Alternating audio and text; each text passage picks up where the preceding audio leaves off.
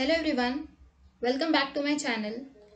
In this tutorial, I'll be talking about what is ecofeminism, why there is a connection between women and nature, how has the theory of ecofeminism evolved, what are the important elements of ecofeminism, and how we can contemplate on the ways through which we can connect to our environment and rebalance the masculine and feminine in ourselves and society. So, to begin with, ecofeminism. It is a new term for ancient wisdom. It can be observed that if your knowledge of the outside world were limited to what you could deduce from the major publications of literary profession, one would quickly perceive that race, class, and gender were the hot topics of the late 20th century. But you would never surmise that the Earth's life support system were under pressure and stress. Indeed, nobody was concerned about our Mother Earth, and in fact, you might never know that there was an Earth at all.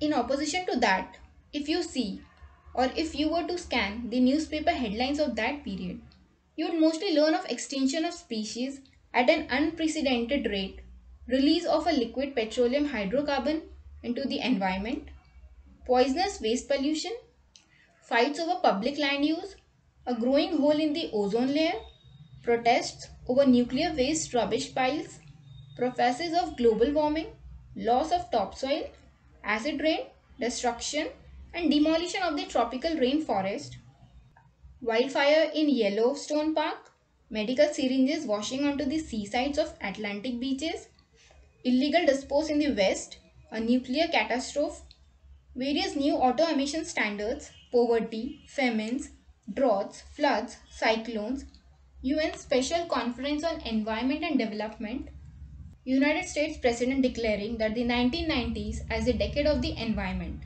and a world population that topped 5 billion, surfing and browsing through journals and magazines, whereas it is found that related humanities disciplines like history, law, philosophy, sociology, and religion have been greening.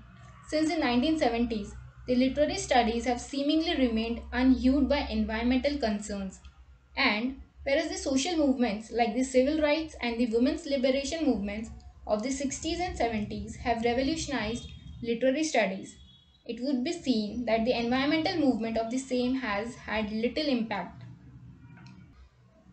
And also during these years, several special sessions on environmental literature commenced to appear on the program of annual literary conferences. Most particularly the 1991 Spacious session organized by Harold Fromm entitled Eco-Criticism, the Greening of Literary Studies, and also the 1992 American Literature Association Symposium chaired by Glenn Love entitled American Nature Writing. New contexts, new approaches, a new association for the study of literature and environment. So, ecofeminism is a new term for ancient wisdom, and we need to first study the historical evolution of ecofeminism, how it emerged, what was its main theme, and thereby explore the ecofeminism's essential principles, hence, providing the overall theoretical base requisite to examine the elements of ecofeminism. Ecofeminism is a new term for ancient wisdom as a theoretical tool in the human sciences originated and developed in the West. Human sciences are a diverse discipline that studies the philosophical, biological, social, and cultural facets of human life. Furthermore, it is also the behavior and relation of human beings with other entities, and this has opened the way for the rise of discourses like ecofeminism to resolve the difficulties that are associated with women and nature. Ecofeminism describes movements and philosophies that link feminism with ecology. Over past 3 decades, there are many movements, activities, protests forming against ecological crises, which are mainly and largely responsible for the emergence and growth of ecofeminism, which has recently emanated as an evolving theory. The term ecofeminism, a neologism, was coined by French writer Francois de Yerbonne in the year 1974. The term ecofeminism was first used in a path-breaking book, Le Feminisme à la mode, which is never translated into English. Yerbonne's elemental intention of this neologism was to call out to women to save the planet. Yerbonne asserts that the root cause of domination and exploitation of women and nature is patriarchy. Year 1 also claims that women are nurturers, life givers, life preservers, and they have concern for future generations, while men are dominant, exploitative, lagging, and they subordinate and suppress both women and nature. Ecofeminism is a movement that withstands both the exploitation and subjugation of nature by humanity and the exploitation and oppression of women by men, traversing the connection between women, men, and nature. Ecofeminists. Karen J. Warren. She was an author, scholar, and former professor and chair of philosophy at Macalester College. Vandana Shiva is an Indian scholar, environmental activist, food sovereignty advocate, and anti globalization author. Maria Mais is a German professor of sociology and author of several feminist books, including Indian Women and Patriarchy, 1980, Patriarchy and Accumulation on a World Scale, 1986, and Women, The Last Colony, 1988. Paul Plumwood was an Australian philosopher and ecofeminist known for her work on anthropocentrism. Suzanne Griffin, she is a radical feminist philosopher, essayist, and playwright, particularly known for her innovative hybrid form ecofeminist works. Root cause of domination of women and nature is dualism. Environmental degradation and injustice is the same worldview that causes a culture of male domination, exploitation, and inequality for women. Demolition and degradation of nature, and the depreciation and diminishment of women's bodies. Women and animal terms: cats, pets, cows, serpents, old bats, old hens, bird brains. Animalizing women in patriarchal culture, whereas animals are seen as inferior to humans. Mother Nature is conquered, minded, and mastered. Feminizing nature in a patriarchal culture, where women are seen as inferior to men, giving power, controlling, and strengthening domination and exploitation of nature. The Chipko Movement. In India, the Chipko movement and Jangal Bachao Andolan has gained iconic status and became very famous and is now known as a highly successful instance of popular environmentalism in India. The Chipko movement is most powerful movement and is also significant for the way in which it mobilized women.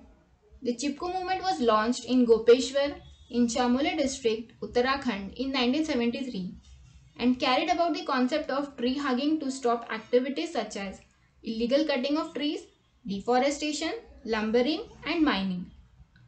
The most significant and notable characteristics of this movement were the involvement of women. The lumberjacks started to shout and abuse the women, and they even threatened them with guns.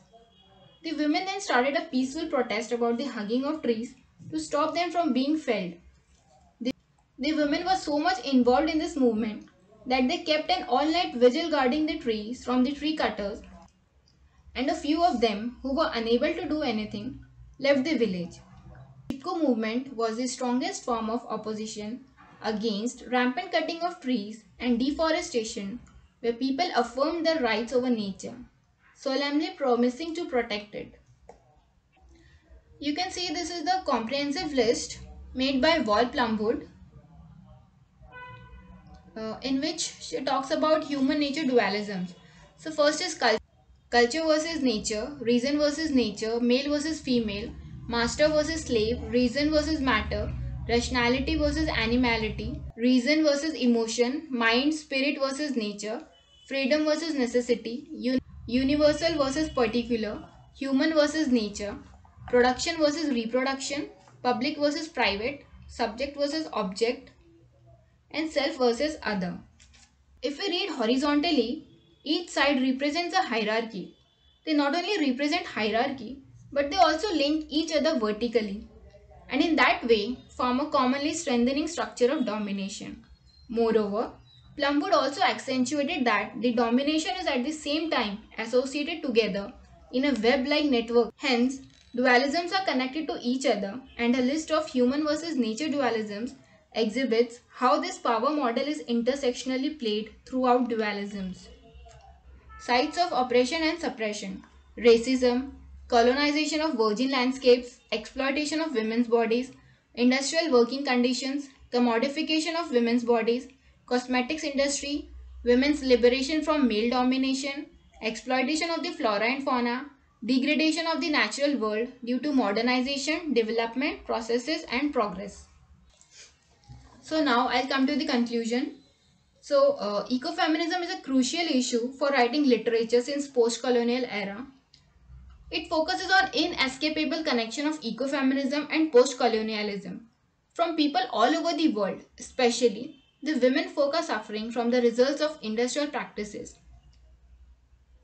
The changing world situation, pace of life, mechanization and industrialization, use and misuse of technology, and human devastating tendency to devour natural resource greedily indicates the environmental crisis.